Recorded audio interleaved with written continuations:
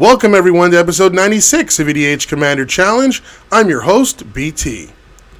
First off, I am proud to announce that we have surpassed 1,100 subscribers on YouTube as of the recording of this video. So thank you all on behalf of everyone on the channel. You guys are awesome. Whether it's your positive comments you leave after every video, the fact that you tune in every week to watch our videos, or you're a family member, you're a playgroup member, a subscriber, a patron pledge hammer, or even a Twitter follower. All your support is really appreciated. Never in my life would I have imagined that we would ever have a family base of over 1,100 people. This channel would not exist without each and every one of you, so thank you so much for the support.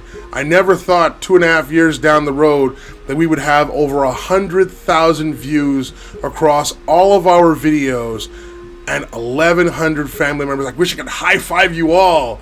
You guys are awesome. So thank you, and thank you again. Yes, I know I say that a lot. Moving on, as I consider you guys my extended family, I am proud to announce that my girlfriend Emma will very soon be making her debut to EDH Commander Challenge.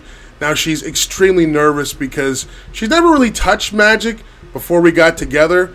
So if you don't mind the comments below at the end of this video, if you could just leave her a few words just to let her know that it's nothing but fun, there is no pressure. It's just sit back, play cards, and enjoy your time with awesome people.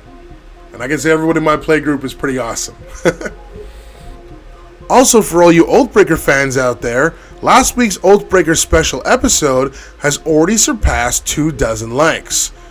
If it receives 36, or we get 2 more patron pledge hammers, we will be turning it into its own show, which will air a different day than EDHCC, and we'll probably have a new episode every 2 weeks. So if you want to see more Oathbreaker, don't forget, go back and like last week's episode, or consider becoming a patron, which will also give you access to some cool bonuses, as well as supporting the channel. Now, I have a little bit of a special thing for you guys today in celebration of 1,100 subscribers. Now, most of our matches that we play in the channel are usually just fun, casual matches between friends. But today, it's going to get a little bit competitive.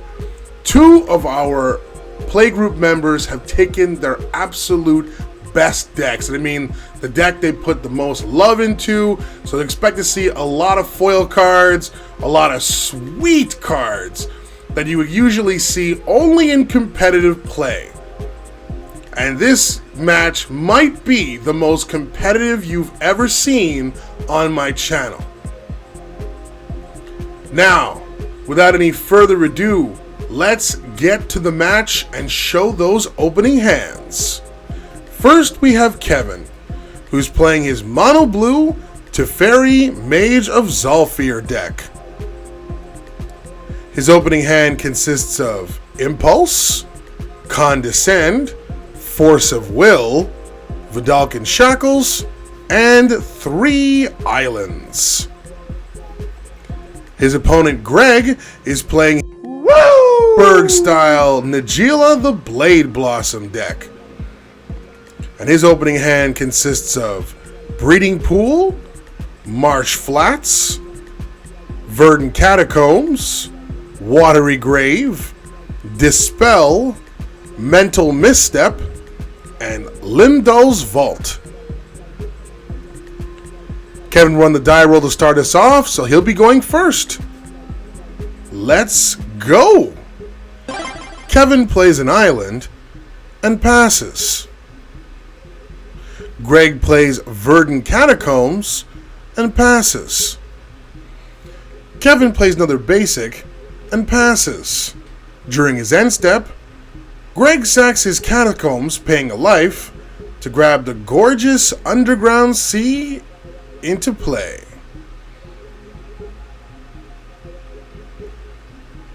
Greg plays Marsh Flats and passes. During the end step, Kevin casts Impulse. In response, Greg takes the chance to sacrifice his Marsh paying another life, to go get Blood Crypt from his deck into play untapped, taking 2 more damage. And states he's looking to get his ideal top 5 cards going by casting Lim-Dul's Vault. Kevin, who at this point is worried about this next level style search card, decides to stop it by casting the OP Force of Will. He removes a blue card and pays a life. But then Greg says 2 can play that game and casts his own Force of Will in the same fashion. I don't think I've seen this many money cards played this early in the game before. Anyways, Greg resolves his vault, paying a total of 4 life to reset his top 5 cards 4 times. And finally, with Impulse, Kevin checks his top 4 cards and adds 1 card to his hand and bottoms the rest.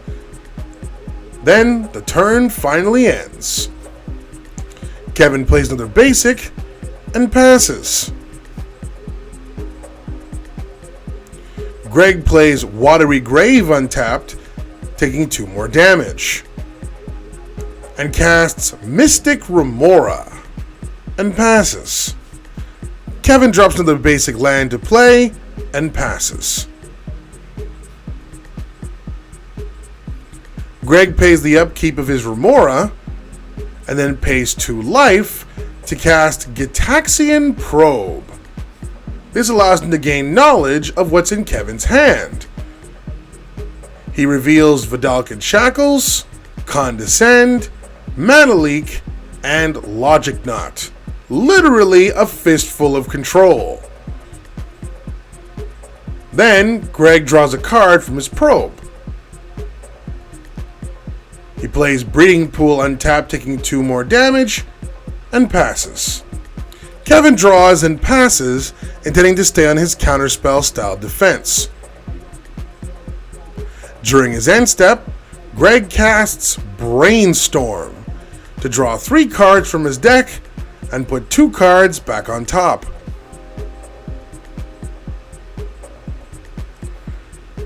Greg pays the Remora upkeep of 2, then plays a City of Brass and casts Null Rod, shutting down artifacts and taking 1 damage from his brass before passing. Kevin lays down another island and passes. Greg chooses not to pay for his Remora this time and sacrifices it before passing. Kevin draws and passes, continuing his counterboxer style method. For Greg's turn, he casts his general, Najeela the Blade Blossom. Kevin decides to counter it by casting Mana Leak. Greg tries to counter his counterspell with a Dispel, to which Kevin counters that counterspell with another counterspell in Condescend, where X is 2. Greg is unable to follow up here, and Najeela is countered, while Kevin scries 2 with his Condescend's other ability. Greg then casts Summoner's Pact to grab a Birds of Paradise into his hand before passing. Kevin casts Vidalcan Shackles and passes. During his upkeep, Greg pays the cost of Summoner's Pact, taking 1 damage from his City of Brass in the process, and passes. Kevin again plays a land and passes. Greg casts his Bird of Paradise he searched out and passes. During the end step, Kevin flashes in his Teferi, Mage of Zhalfir. But Greg stops it cold with Pyroblast.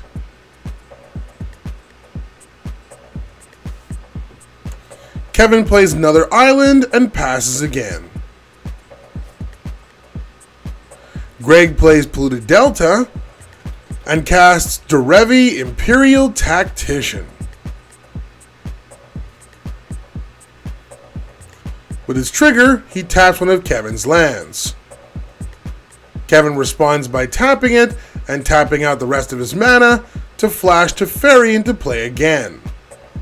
Greg smiles and casts Gilded Drake, exchanging control of Teferi with his Drake. Then he passes.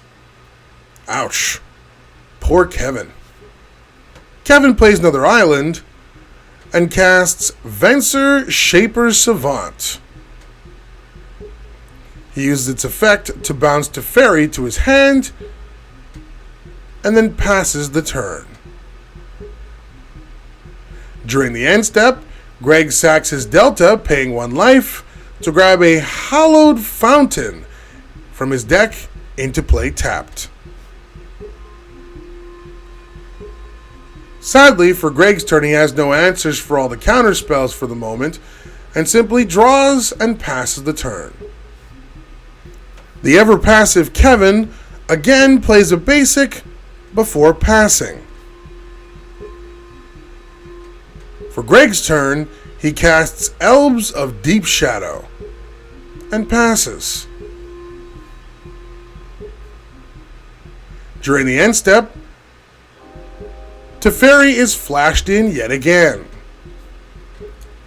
For Kevin's turn, he finally moves on the offensive and moves into combat and attacks with Teferi. Greg has no blocks and takes the damage. Then Kevin passes. For Greg's turn, he casts Preordain, looking for an answer or a way around Kevin's current counter-based strategy. However, after resolving its effect, he passes. During his end step, Kevin flashes in Torrential Gear Hulk and uses it to flash back Impulse from his graveyard. He even reveals the card he adds to his hand, Azami, Lady of Scrolls. Can you say confident? Kevin plays another land and then moves into combat and attacks Greg with Teferi and the Gear Hulk. Greg again does not block and takes the full extent of the damage before Kevin passes the turn. For Greg's turn, he recasts his Najeela, taking a damage from his elves. Followed by casting Abrupt Decay to kill his Drake. In response, Kevin flashes in Azami and immediately taps her to draw a card. Then he has Venser tapped to do the same thing before the Drake dies, and then Greg passes. Kevin plays a basic and then moves straight into combat and attacks with his Hulk. Derevi blocks the hit, taking 1 for the team, and then Kevin passes.